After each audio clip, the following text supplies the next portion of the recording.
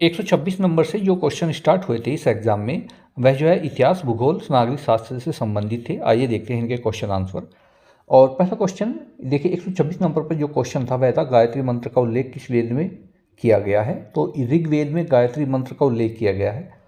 एलोरा की प्रसिद्ध जो है प्रसिद्ध जो है एक कैलाश मंदिर है, उसका निर्माण किस शासक ने कराया था। तो ये कृष्ण प्रथम राष्ट्रकूट वंश का ये शासक था, इसने कराया था। पानीपत के तृतीय युद्ध जो तीसरा युद्ध हुआ था मराठा संघ को किसने पराजित किया था। तो ये अहमद शाह अब्दाली ने पराजित किया था। नेक्स्ट है शिवाजी के अष्टप्रधान मंत्री परिषद के लिए जो है सबसे सर्वोच्च स्थान कौन सा था। वो था पेशवा यानी कि प्रधानमंत्री का। धम्म महापात्रों की नियुक्ति किसके शासनकाल में हुई थी। तो धम्म महापात्रों की नियुक्ति अशोक के शासनकाल में हुई थी। शेरशाह सूरी का मकबरा कहाँ है। तो ये सासाराम बिहार में है। मोहम्मद गोरी और जयचंद के बीच कौन सा युद्ध लड़ा गया था। तो चंदावर का युद्ध लड़ा गया था।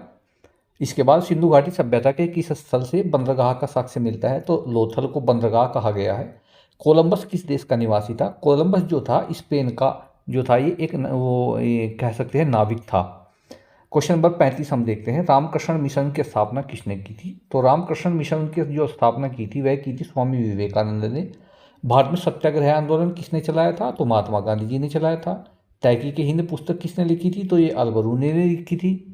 उसके बाद निम्नलिखित में से कौन दिल्ली सल्तनत का अंतिम वंश था। तो लोधी वंश अंतिम वंश था। बाबर द्वारा किस भाषा में तजुके बाबरी लिखी गई थी। तो तुर्की भाषा में बाबर ने लिखी थी। हर्षवर्धन हर 5वें साल दान समारोह का आयोजन करता था, ये कौन सी जगह थी। तो वह थी प्रयागराज। इसके बाद 141 किन शैलों में जीवाश्म नहीं पाए जाते। तो आग्नेय शैल में जीवाश्म नहीं पाए जाते। इनमें से कौन सी एक रबी की फसल है। तो देखिए चना जो है रबी की फसल है। निम्नलिखित में से कौन सा एक गैर परंपरागत ऊर्जा का स्रोत है। तो देखिए भूतापीय ऊर्जा तो जो है ये गैर परंपरागत ऊर्जा का स्रोत है।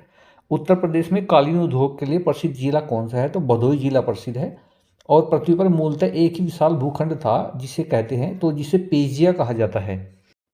नेक्स्ट क्वेश्चन 140 है, निम्नलिखित में से कौन सी धारा ठंडी नहीं है। तो देखिए ब्राजील की धारा ठंडी जल धारा नहीं है, ये गर्म जल धारा है। नरोरा परमाणु ऊर्जा केंद्र किस राज्य में है। तो ये उत्तर प्रदेश में है नरोरा। वलित पर्वत का उदाहरण कौन सा है। तो वलित पर्वत जो है वो हिमालय पर्वत है। हिमालय पर्वत को वलित पर्वत कहा गया है। और उसके बाद है भारत में मानसून की उत्पत्ति निम्नलिखित परमाणु से किसके द्वारा होती है। तो दक्षिण पश्चिम पवन के द्वारा होती है। गंगा और यमुना का संगम स्थल कौन सा है। तो गंगा यमुना जो है प्रयागराज में मिलती है। सूचना का अधिकार अधिनियम कब पारित हुआ था। तो 2005 में सूचना का अधिकार अधिनियम पारित हुआ था। 152 पर है, निम्नलिखित में से कौन सा संसद का अनन्य भाग नहीं है। तो देखिए उपराष्ट्रपति जो है संसद का भाग नहीं है। मौलिक अधिकारों की संख्या कितनी है। तो 6 हमारे मौलिक अधिकार हैं।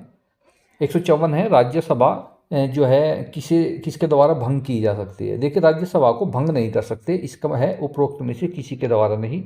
भारतीय संविधान के अंतर्गत निम्नलिखित में से किसे मूल अधिकारों का संरक्षक समझा जाता है। मूल अधिकारों का जो संरक्षक है वो न्यायपालिका है। इसके बाद लोकतंत्र का चौथा आधार स्तंभ है। तो मीडिया जो है ये लोकतंत्र का चौथा आधार स्तंभ है। नेक्स्ट देखते हैं, 157 पर है, उत्तर प्रदेश के प्रथम मुख्यमंत्री कौन थे। तो गोविंद बल्लभ पंत उत्तर प्रदेश के प्रथम मुख्यमंत्री थे। जिला पंचायत सदस्य का चुनाव लड़ने के लिए कितनी आयु होनी चाहिए।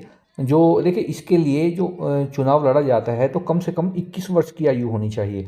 और अगला है, उत्तर प्रदेश में लोकसभा की कुल कितनी सीटें हैं। तो हमारे उत्तर प्रदेश में लोकसभा की जो है 80 सीटें हैं।